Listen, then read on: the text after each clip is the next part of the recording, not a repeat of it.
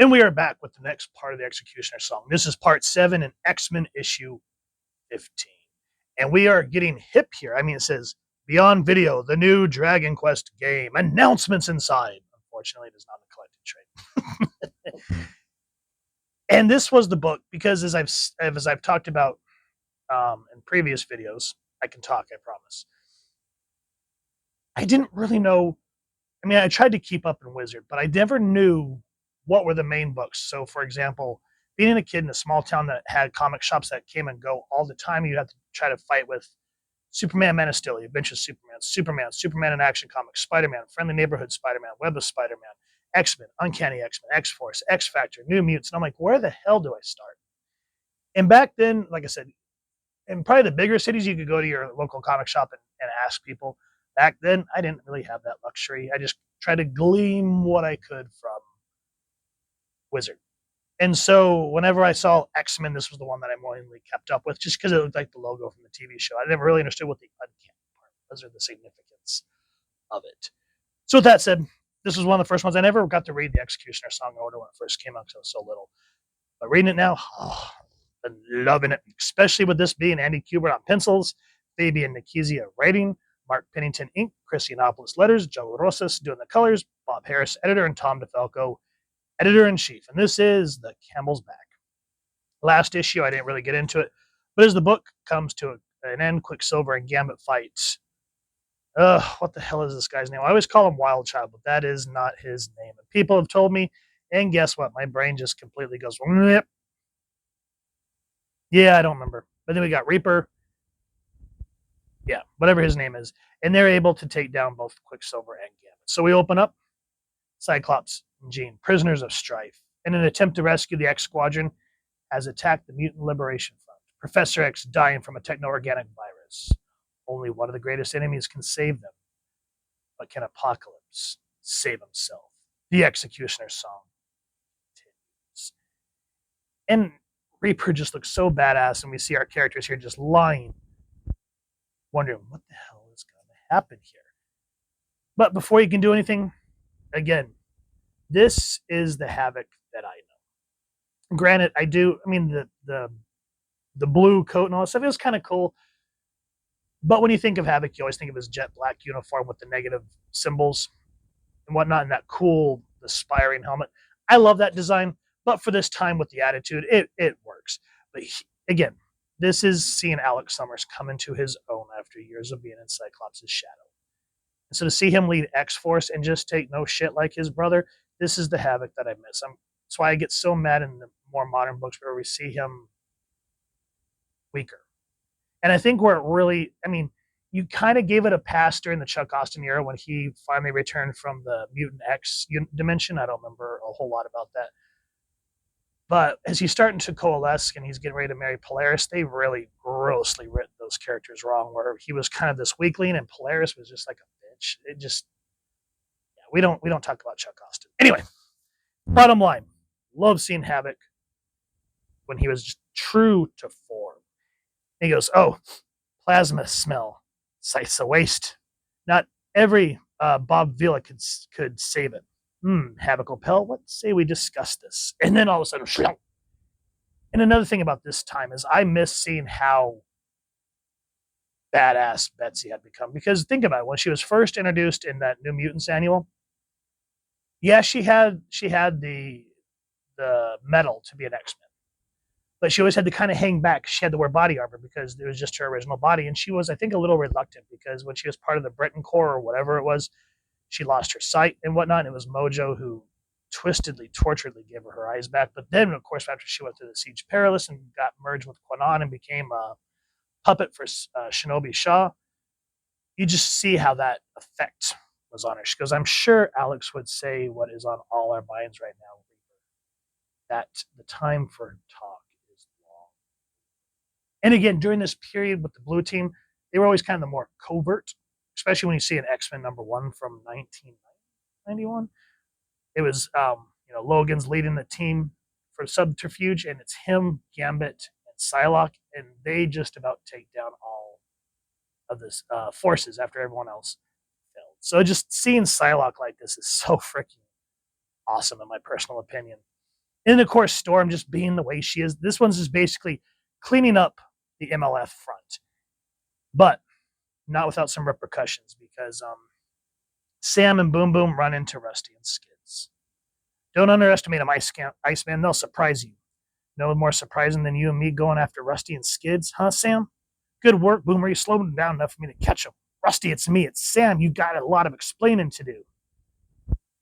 Now, if you're my generation, you know Sam's being serious, but in the back of my mind, it's like, Lucy, you got some explaining to do. And it's really hard to purge Desi's voice out of your head when you hear that. But then she just whoosh, backhands Boomer. Just, ow! Broke my jaw. First feel the start dimensions from, and it's hard to understand what she's saying. And I love how Sam's just holding Rusty, and he's like, incredible. Even with a broken jaw, she can't shut up.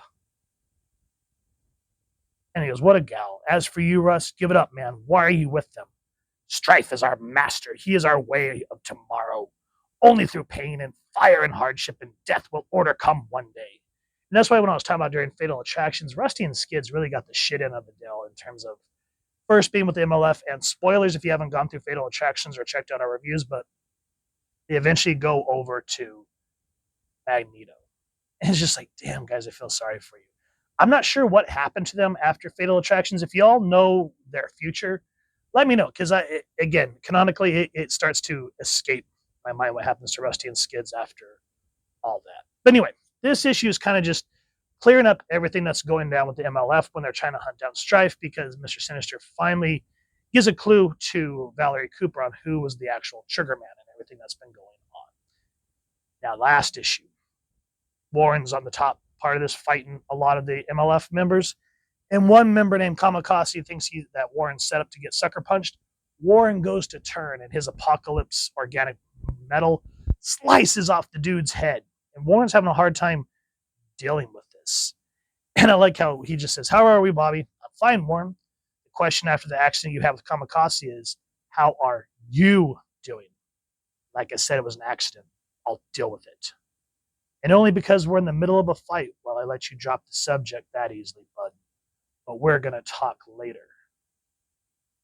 And you're just wondering what's going on with Warren, because he's fighting everything that he can. And even up until Rick Remender's Uncanny X-Force, he's still dealing with feeling not an attraction, but a connection to Apocalypse. And it's just, yeah, just see how far Warren's come to now, where he's finally, he first got his feather wings back, and then he eventually lost the blue look. And it's just, to see him kind of become himself again was a nice full circle. And then again, Storm. Alex says, what now, Roro? Now we will talk to these terrorists, and we will listen to their words. And for their sakes, as well as ours, what they have to say had best help us find Stryfe. And again, this is why, in my opinion, if they ever decided to permanently kill off Cyclops, Storm is the leader. I've said this many times during the Claremont era. She proved herself in the Australian outback without her powers.